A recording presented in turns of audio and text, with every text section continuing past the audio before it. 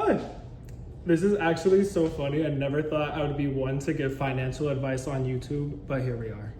Okay, so first of all, I'm wearing a hoodie because my hair is in that awkward growing out stage where I kind of look like a mixture of a homeless person and a non-binary woman.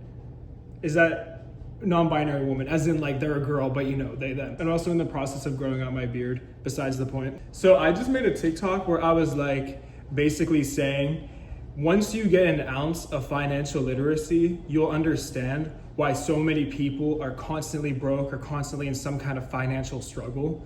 So I just wanted to elaborate further on that, make a full video, give you guys some advice from someone who has been up and down, been up and down. Okay, so the number one thing we all need to do as people is stop making excuses for ourselves.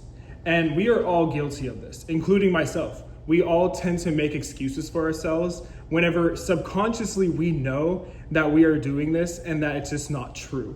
But we do things that make us feel good rather than do us good. A perfect example of this is learning how to live below your means.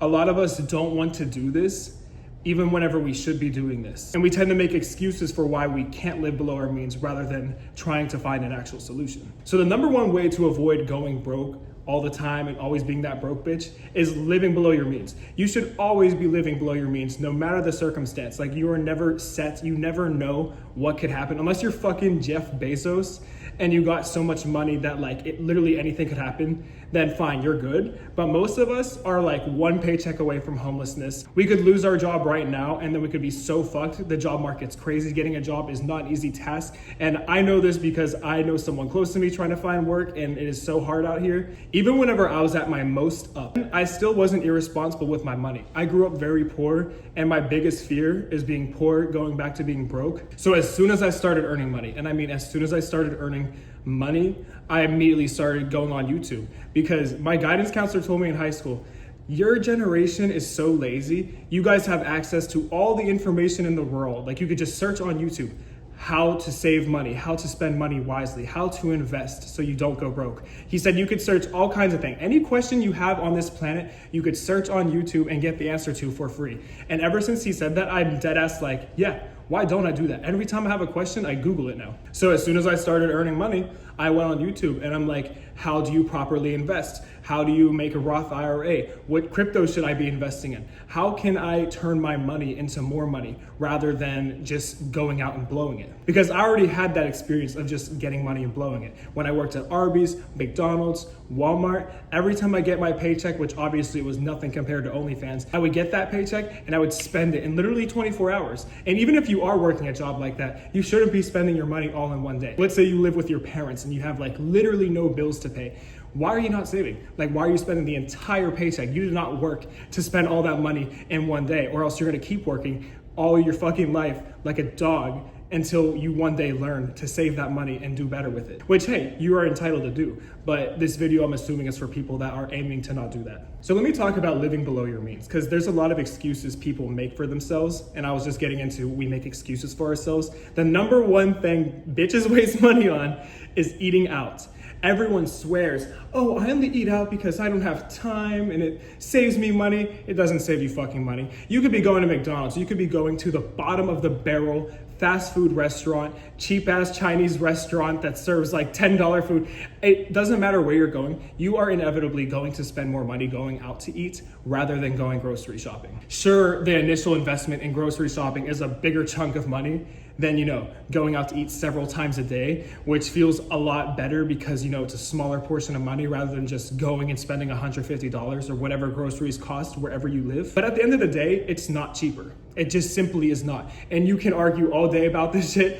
It is not cheaper. The only benefit of going out to eat, obviously, is the time saving, because you're not cooking and you're also not cleaning up after. And saying you don't have time to clean up and cook afterwards whenever things like meal prepping exist, which, by the way, I don't personally meal prep, but it's because I tend to have more time with my day. But if I had something going on like 5 days a week, like a regular job or something, and I had less time, I would definitely be meal prepping. It literally takes you 2 hours a week. Like, you're telling me you don't have 2 hours of spare time this week? Because if you're telling me that, then I'm going to go ahead and assume you haven't spent over 30 minutes today scrolling on TikTok, over 30 minutes today watching Netflix. Like, if you spent 30 minutes doing any of that today, which I bet your screen time is at least 5 hours. You are lying. You do have the time, you just don't want to put in the effort. You just simply don't want to cook. And hey, that's perfectly fine.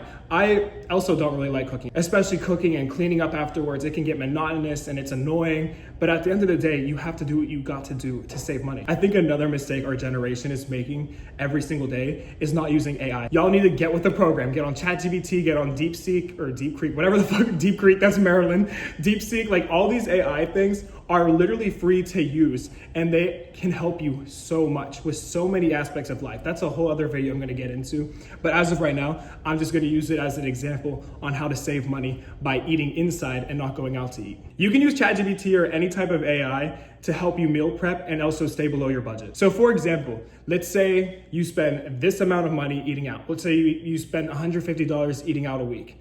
Okay, now here's how you can save money. Instead of spending $150 eating out a week, which is also so unrealistic, it probably costs way more than that, tell ChatGPT you want to meal prep with $100, okay? $100, name all the grocery stores near you or like the grocery stores you have access to if you don't have a car. And then name the type of food you typically go out to eat. Like say something similar to McDonald's Big Mac, but like a healthy version, you know? Literally give her, or not her, she's a fucking AI, give ChatGPT examples of the type of foods you like, mention your budget, mention the stores nearby, and it will literally give you the exact brands, the exact price range that you're going to spend. And it will even tell you how much time it's gonna take to prepare these meals. It's as simple as that. And I just know someone's gonna comment still talking about, it's cheaper to eat out to eat. It's not, but if you wanna keep believing that, keep believing that. Okay, so I'm gonna do one more piece of advice because I don't want this video to be too long, but I'll definitely keep making like hustling videos like this because this is something I'm kind of passionate about. So my next piece of advice is get your side hustle game up. Y'all need side hustles. Think about it. We're probably gonna blow through Social Security before any of us are at retirement age. A lot of us probably won't get to retire. And if we do get to retire, it's only going to be those who have been stacking up a Roth IRA. So another thing I've been doing for money is selling clothes on Depop. I've literally made my rent just reselling my clothes on Depop. And I'm talking, I have a lot of clothes that I haven't worn for years. Like I have clothes that I bought when I was 15 years old, still in my closet today. So I'm like, why am I not just selling all this extra shit instead of hoarding onto it? And that's another thing a lot of us do. We hoard onto stuff we don't use. If you don't use something actively, why do you have it? Like, is it bringing you any kind of significant joy for real? Because if it's not, get rid of that shit. Especially if you're in a crisis, like you're in no stance to just keep things that could be earning you money. And there's literally so many side hustles. Like if you have a car, why are you not on Uber Eats?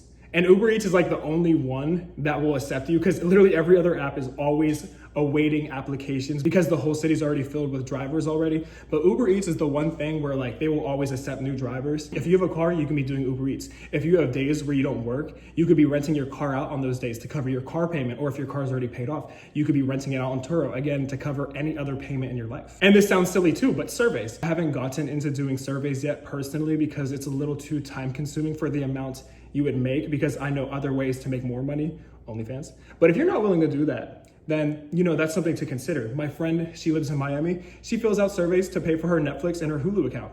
You know, it's really as simple as that. Find side hustles to pay for your monthly expenses. And again, this is a whole other video I can make talking about side hustles, but I don't want to drag it out. So if you made it to the end, thank you for watching this video. Subscribe, comment down below if you want more of these, let me know. If you want any specific advice, let me know again. All my social media is linked down below, and I'll see you guys in my next video. Bye guys.